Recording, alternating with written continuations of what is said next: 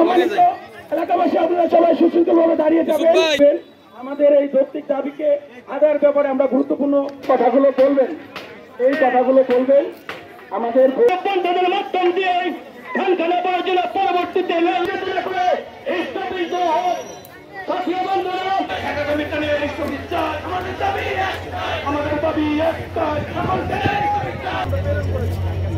আমরা দেখতে পাচ্ছি আমাদের দাবি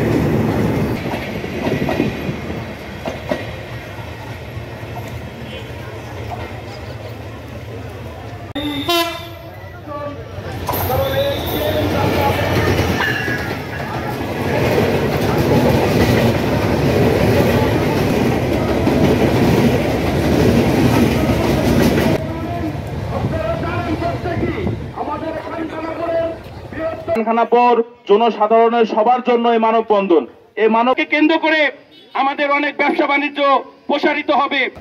এটা কি শুধু এই চন্দনা কমিউটার থামার জন্য নাকি অন্য অন্য? আওয়ামী লীগের সাধারণ সম্পাদক উনি উপস্থিত ছিলেন, সহ সাধারণ সম্পাদক হারুন ভাই লাইনে সুসংগঠিতভাবে দাঁড়ানোর জন্য অনুরোধ জানাচ্ছি। মানুষের দাবি, এটা কৃষকের দাবি, এটা ছাত্রলীগের।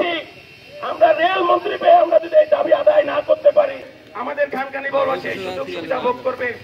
আমরা চা করে তুলবেন, আপনারা মন্ত্রী মহোদয়কে বলবেন এই রাজবাড়ি, এই খানখানাপুর রাজবাড়ি থেকে ফরিদপুরের মধ্যে যে এই রেল স্টেশনে এই ঢাকাগামী।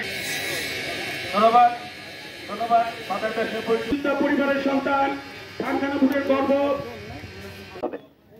আমি যতটুকু জানি রাজবাড়ি যে স্টেশনটা সেটা বি গ্রেডের, আমি এটা জানি পাচুরিয়া স্টেশন সেটা বি গ্রেডের, খানখানাপুর রেল স্টেশন এটাও বি গ্রেডের, ফরিদপুর রেল স্টেশন এটাও বি গ্রেডের। তাহলে যদি ফরিদপুরে ট্রেন থামে, পাচুরিয়া ট্রেন থামে, খানখানাপুরে ট্রেন কেন থামবে না? তৎকালীন আমলে খানখানাপুর রেল স্টেশনে বড় বড় ওয়াগন আসতো, বড় বড় চালের চালান আসতো, ব্যবসায়ীদের বড় বড় পণ্য আসতো।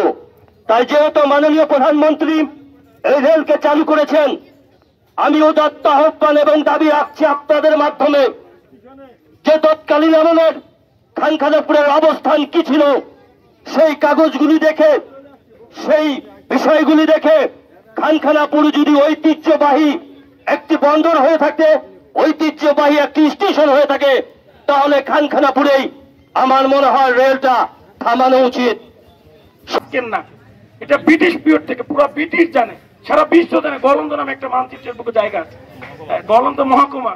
এটা এই পাশে একেবারেই কাছে। তাদের যদি রাজবাড়ি থেকে উঠতে হয়, তাদেরকে আবার 100-200 টাকা খরচ করে রাজবাড়ি যেতে হয়। এটা আমাদের জন্য অনেক ভোগান্তির বিষয়। এজন্য আমাদের দাবিটা হচ্ছিল এই জিও লোকেশনটা most important place for us. আমরা মনে করি একটা গুরুত্বপূর্ণ জায়গা। All classes of people can enjoy this opportunity. সকল শ্রেণীর মানুষ এটা উপভোগ করতে পারে।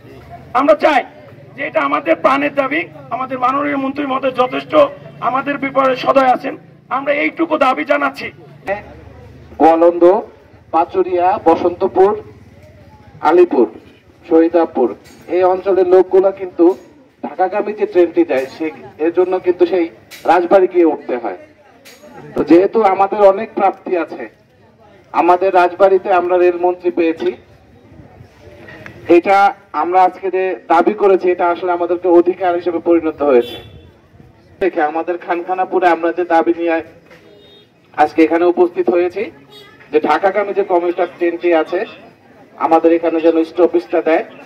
তো খানখানাপুর বাসী থেকে শুরু করে আমাদের পার্শ্ববর্তী যত ইউনিয়ন এবং গলন্দ উপজেলাবাসীর পক্ষ থেকে মাননীয় মন্ত্রী মহোদয়ের কাছে দৃষ্টি আকর্ষণ করছি যে মাননীয় মন্ত্রী মহোদয়, আপনি আমাদের এই জনপথের মানুষ, আমাদের এই জনপদের মানুষের চাওয়া পাওয়া পূরণের জন্য আপনার যথেষ্ট ভালোবাসা আছে।